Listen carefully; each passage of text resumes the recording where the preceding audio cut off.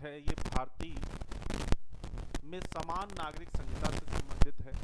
आपने देखा होगा हाल ही में बहुत सारा इस पर विवाद चला और उत्तराखंड सरकार के द्वारा कुछ नियम और कानूनों के साथ इसे पास कर दिया गया। और आप जानते हैं अभी तक जो भारत में समान नागरिक संहिता है यूसीसी है, यह गोवा राज्य में लागू थी और अब उसके साथ कौन सा राज्य हो गया है? उत्तराखंड हो गया है।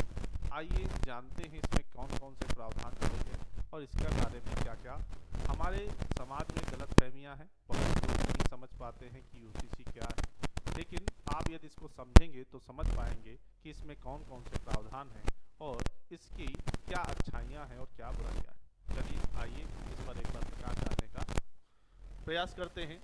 क्या है समान नागरिक संहिता और उत्तराखंड में यूसीसी यूनिफॉर्म होने के लागू होने के बाद क्या क्या बदलाव आ जाएंगे उत्तराखंड में, ये हम लोग देखेंगे।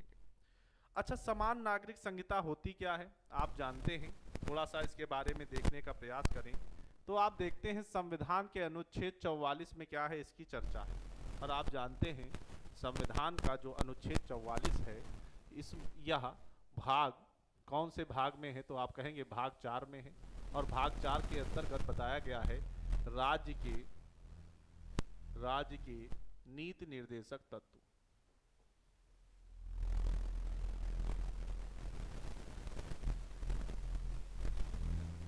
राज्य के नीति निर्देशक तत्वों को बताया गया है। इन्हें DPSP directive principle of state policy के नाम से भी जाना जाता है। और इसमें यह बताया गया है कि राज्य के क्या क्या कर्तव्य बनते हैं और राज्य को अपने राज्य के अंदर या राज्य के नागरिकों के प्रति किस किस कर्तव्यों का पालन करना सुनिश्चित है। हालांकि आप जानते हैं डीपीएसपी में जो भी प्रावधान बताए गए हैं ये न्यायालय में परिवर्तनीय नहीं है, अर्थात इनकी कार्यपूर्ति ना होने पर आप इसे न्यायालय में प्रस्तुत नहीं कर सकते। तो इसकी जो चर्चा दी गई है यूनिफॉर्म सिविल कोड, जिसे हम यूसीसी के नाम से भी जानते हैं, यूसीसी के नाम से भी जानते हैं, यह अनुच्छेद 44 में इसके बारे में चर्चा की गई है संविधान में।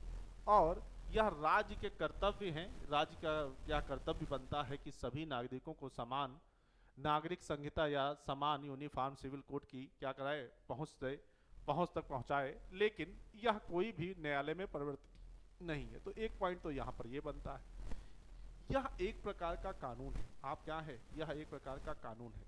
आप जानते हैं जो कानून होते हैं यह दो प्रकार के होते हैं, अर्थात नियमों और विधियों का एक समूह जो विशिष्ट क्षेत्र पर लागू होता है। इसी को हम लोग क्या कहते हैं, सिविल नागरिक संहिता या यूनिफॉर्म सिविल कोड के नाम से भी जानते हैं।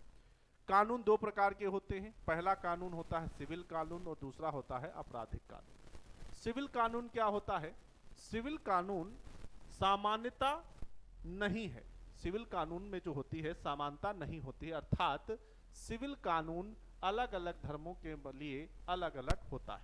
आप जानते हैं धर्म और आस्था के आधार पर कानूनों में बदलाव हैं। जैसे हिंदू मुस्लिम में विवाह करने का जो भी कानून है वो अलग अलग है। उसी में आप तलाक करने का आप देखते हैं, हिंदुओं में तलाक करने का और मुस्लिमों में तलाक लेने का अलग अलग कानून है। इसी प्रकार के बच्चा गोद लेने का ये भी क्या है, अलग अलग प्रकार के कानून हैं। क्यों? क्योंकि अलग अलग धर्मों में जो कानून है वो अलग अलग है। इसी को हम लोग कहते हैं सिविल कानून। सिविल कानून जो होता है तो यह दो व्यक्तियों के अंतर्गत होता है। जैसे आप विवाह देखते हैं दो व्यक्तियों के अंतर्गत हो रहा है, यदि आप देखते हैं तलाक देखते हैं या बच्चा गोद लेना हुआ, ये दो ही व्यक्तियों के समुदाय के बीच में होता है। लेकिन आप देखते हैं जो आपराधिक कानून है, भारत में आपराधिक कानून एक समान सभी पर एक तरह से लागू होता है। जैसे आप किसी की हत्या करते हैं तो सभी, कोई भी धर्म का हो, उस पर हत्या के लिए जो भी दंड प्रावधान बने हैं वो सभी के लिए समान बने हैं।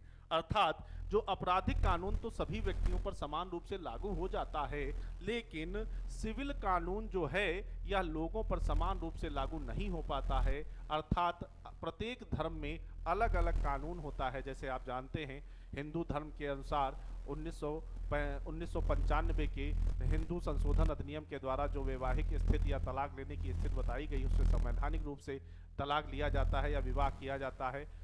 इसी प्रकार से जो मुस्लिम वर्ग है इनके द्वारा, हालांकि आप जानते हैं मुस्लिम वर्ग के द्वारा कि बहुत सारे जैसे एक शरिया का कानून है वो भी व्याप्त है और इस्लामिक जो कानून है वो भी उसमें व्याप्त हैं, जिसकी वजह से धर्मों के आधार पर, आस्था के आधार पर ये जो सिविल कानून है ये अलग अलग नागरिकों के लिए अलग अलग हो जाता है, जो समान नागरिक संहिता का क्या करता है, उल्लंघन करता है। तो ये एक बात है जो धर्मों के आधार पर अलग अलग हो जाती है। इसका उद्देश्य क्या है?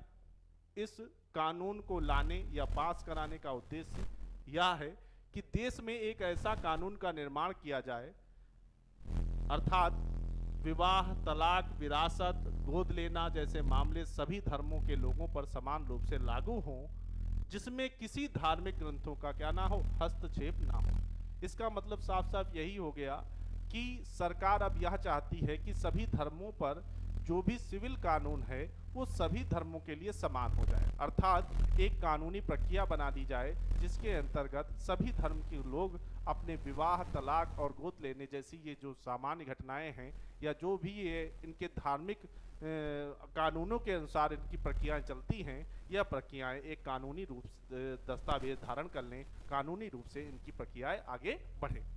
तो यह इनका उद्देश्य है।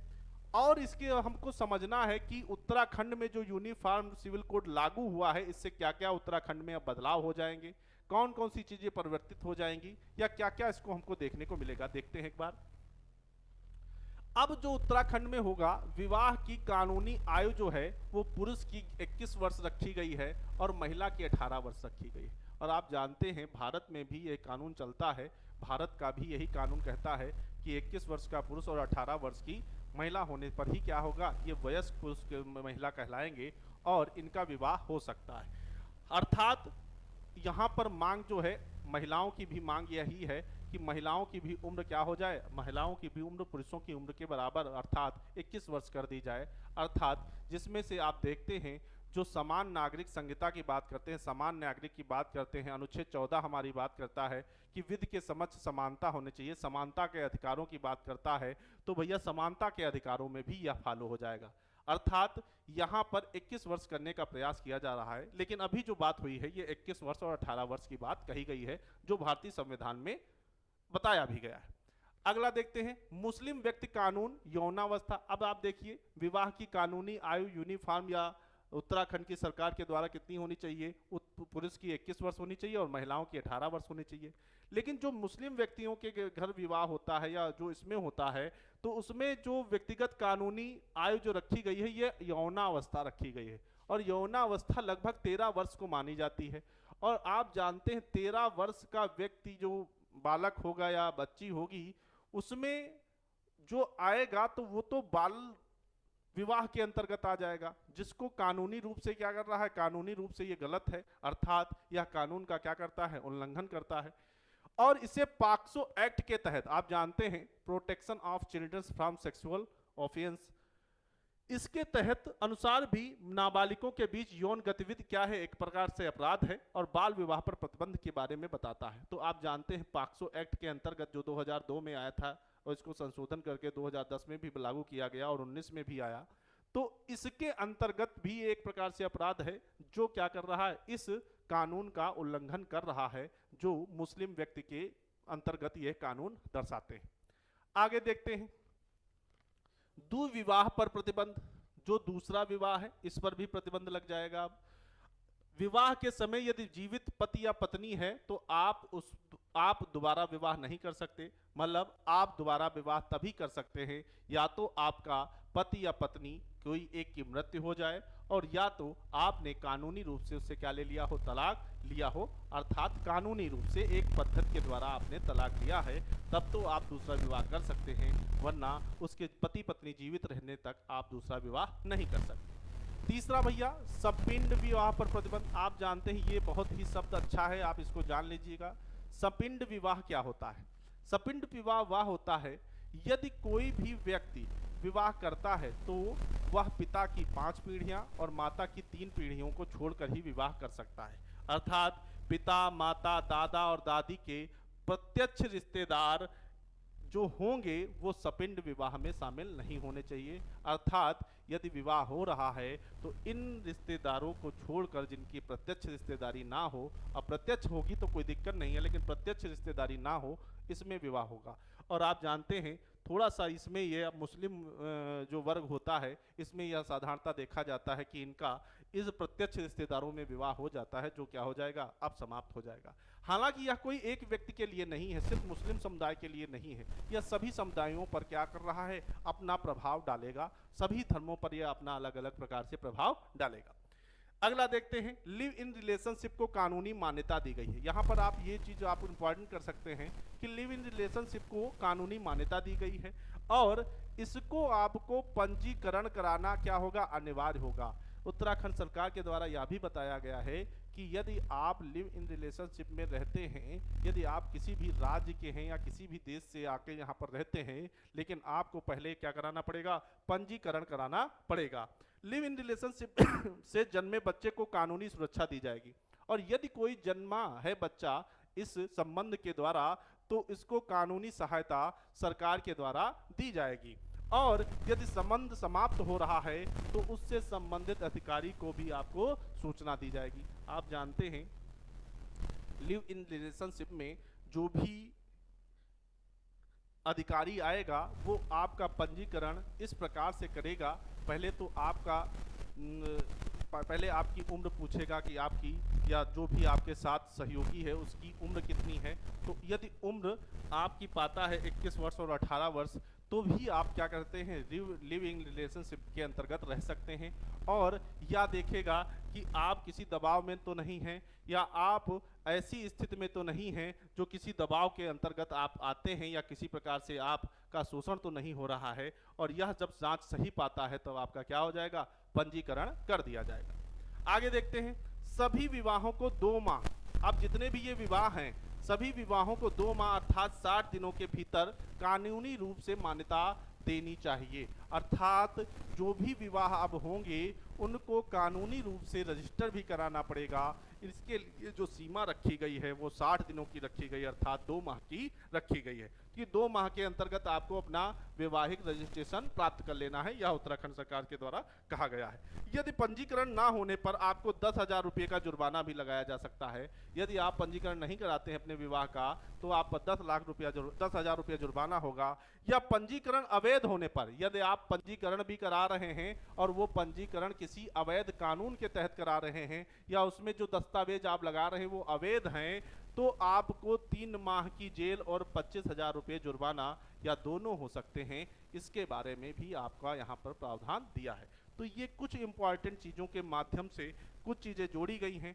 और क्या जोड़ा गया है, अदालत के आदेश के बिना विवाह भंग नहीं कर सकते। यदि आप विवाह करते हैं तब आपको विवाह तब तक इसको बनाए रखना है या आपको तब तक इसमें बने रहना है जब तक अदालत इसका आदेश ना दे दे, अर्थात कानूनी रूप से आप इससे अलग नहीं हो जाते। उल्लंघन करने पर इसमें भी 3 साल की सजा का प्रावधान बताया गया है। यदि आप कानूनी तौर पर विवाह को भंग नहीं करते हैं तो आपको 3 साल की सजा का प्रावधान बताया गया है। तलाक की याचिका दायर होने के 60 दिनों के भीतर क्या हो जाएगा, आपको निर्णय दे दिया जाएगा। यह सरकार के द्वारा बताया गया है कि अलग पैनल बैठाकर आपको 60 दिनों के अंतर्गत आपको तलाक के बारे में निर्णय दे दिया जाएगा। यदि आपको ये तलाक लेंगे तो भरण पोषण एवं गुजारा भत्ता महिला या पुरुष दोनों को दे होगा। यदि महिला की इनकम ज़्यादा है पुरुष से तो पुरुष को भत्ता या पालन पोषण देना पड़ेगा, और यदि महिला की नहीं है, पुरुष की ज़्यादा है, तो पुलिस के द्वारा महिला को दिया जाएगा। तो यहाँ पर दोनों की बात हुई है, महिला और पुरुष दोनों को क्या होगा, दे होगा। विधेयक के प्रावधान आदिवासी समुदाय पर लागू नहीं होंगे। जो आदिवासी समुदाय के लोग होंगे उन पर इस विधेयक के अभी भी कोई भी जो कानून हैं ये लागू नहीं होंगे। इसके बारे में भी चर्चा की गई है। अच्छा, अब हम लोग आते हैं, ये तो बातें हो गई कि यह जो यूसीसी कानून है उत्तराखंड में आने के पश्चात कौन कौन सी चीज़ें बदलाव आ जाएंगे, क्या क्या इसमें प्रावधान हो जाएंगे। लेकिन इसमें समस्याएं क्या हैं, किस चीज़ों की चर्चा नहीं की गई है, ये भी देखते हैं। इसमें समलैंगिक विवाह की कोई भी चर्चा नहीं की गई है और आपने देखा होगा भारत में अब इस प्रकार से भी कुछ विवाह होते हैं। और ट्रांसजेंडरों के विवाह के बारे में भी यहाँ पर चर्चा नहीं की गई है, जो इस कानून के अंतर्गत कुछ कमियां देखने को मिलती हैं। अच्छा, अपूर्णी विवाह विच्छेद को मान्यता नहीं दी गई है। कुछ विवाह ऐसे होते हैं जिनको चलाना अब आगे मुश्किल ही हो जाता है, इसका कोई चलने का, आगे चलने का कोई प्रकार ही नहीं बचता है, उनको समाप्त करना ही सही रहता है। लेकिन इसके बारे में अपूर्णी जो विवाह हैं या अपूर्णी विवाह विच्छेद को मान्यता नहीं मिली है, अर्थात इसके बारे में भी बहुत सही से प्रकाश नहीं डाला गया है। तो ये कुछ समस्याएं हैं जो यूसीसी में अभी भी हैं, लेकिन जो उत्तराखंड की सरकार द्वारा यह नियम बनाए जा रहे हैं, इसमें यह प्रावधान अब होने वाले हैं या अब हो चुके हैं। आगे देखते हैं भैया। तो इन सभी समस्याओं के साथ आप समझ सकते हैं यूजीसीसी क्या है। यूजीसीसी जो है यूसीसी, तो इसके बारे में आपने बहुत सही से देखा है। इसके बारे में आपसे जो भी करंट अफेयर का क्वेश्चन बनना चाहे तो करंट अफेयर का भी बन सकता है, आपसे संविधान से भी, आपसे कॉन्स्टिट्यूशन से भी क्वेश्चन बन सकता है। तो इसके बारे में थोड़ा सा और आप जानने का प्रयास करें। आपको यह क्लास कैसी लगी या यह जानकारी कैसी लगी, अपनी कमेंट करके अवश्य दें। आप सभी को जय हिंद, नमस्कार, शुभ रात्रि।